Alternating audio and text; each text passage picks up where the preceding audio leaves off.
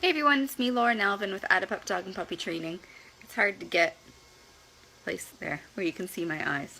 I'm sorry. Training Tip Tuesdays. My tip for this week is don't repeat your cues. I'm going to say it again. Don't repeat your cues. Cues are the word or the sound or the gesture that you use to tell your dog to do something. So the word sit is a cue. This is usually a cue for sit. Pointing could be a cue for down. Spin is a cue for spinning. You coming up to your dog and going could be a cue for jumping up. It's the distinguishing stimulus that tells the subject, the dog, the cat, the cockroach, do this and you're going to get something good. So the reason we don't want to repeat it, there's a couple of them. One, we want them to figure out that the cue is sit, not sit, sit, sit, sit, sit, sit, sit, sit, sit, sit, sit, until mom says it 17 times, and then I put my butt on the ground. Part of that is just messy training. If we want our dogs to sit, then we say it, and they understand what we mean, and they sit. The other part of that is learned irrelevance. So we make a lot of human noises all day long, and our dogs have to filter out a good 99.9% of it. We're a verbal species. We talk all the time. Dogs talk with their bodies. And since they love us, for some reason, they deal with us and we're talking all the time. They have to filter out a lot of what we say. If you turn your cues and your training into more of that human noise that they have to filter out, they're not going to listen. Because they just figure, oh, she's just making those human noises again, whatever. Oh, wait, she's making that same noise 17 times in a row. Oh, it's that thing. Okay. It slows down your training. It muddles up the process. It can be frustrating for dogs because it just makes it more complicated dealing with these weird beings, furless dogs who talk all the time. And it makes it more frustrating for you because you are trying to train your dog to do something and then you feel like you have to nag them to do it. And they don't do it until you say it 17 times. Learned irrelevance. There's a pet peeve of mine. This is part of the repeating cues. Like I said, a cue is a distinguishing stimulus. It's sort of like a starting pistol. It says, "Pow, go do this, you're going to get good stuff." There are people who go, sit, the dog sits, good sit, down, the dog downs, good down, etc.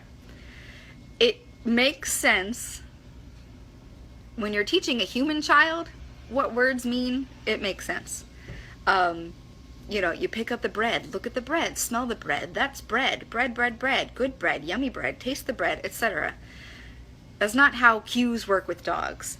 So if it were a starter pistol, someone goes bang and you start running and they're like, wow, they're going so fast, good bang, and you're like, what the? I already went. What's going on? Oh no, that bang just meant that your bang was good. You bang and bang. Good job running. Keep up the good work. Bang. It turns your cue into more noise and it reduces the saliency of that initial cue. So just like with a starter pistol, if it's a noise that happens a lot, then it's harder for them to distinguish if that noise means start doing it and you're going to get paid, or if it's just, oh, he's making that noise again. And the less your cues can be that random noise, the more they can be a starter pistol, the more effective they're going to be, and the more effective your training is going to be. So that always makes me grit my teeth a little bit when I hear people do it. It's just not, it's not clean, it's not great training. Last one on my list. The less we say, the more our dogs are going to listen. Like I said, with all the noise that we spew out all day long, particularly in training, the more we can shut our mouth and talk like dogs, that is with body language or magnets, the more they're going to understand. If we want them to understand all of these random human noises, then we have to set it up in a pattern that makes sense to dogs. And I've got some other videos about that. I'll do another one again one of these days because I think I made it too complicated. I have a tendency to do that. The less we talk, the more they're going to listen. Dogs' language isn't verbal language. The more we can talk like dogs, the more they're going to understand us, and the easier it's going to be for them to learn our language.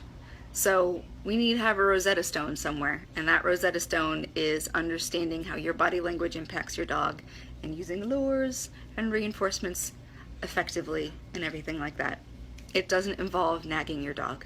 If they didn't hear the sit the first time, they're not going to know it the 18th time. You can just yell it at them all day long, and if they don't actually know what it means in that context, then they're not going to know how to do it. So that's my tip. I'll say it one more time. Don't repeat your cues. Let me know if you have any questions. Games night's going to be August 25th. We've got a loose leash walking class coming up. I think that's about it. I heard some interesting news about Stevie, but it's not my news to share. So we'll wait for Herodotus' sake to say something about that. Take care.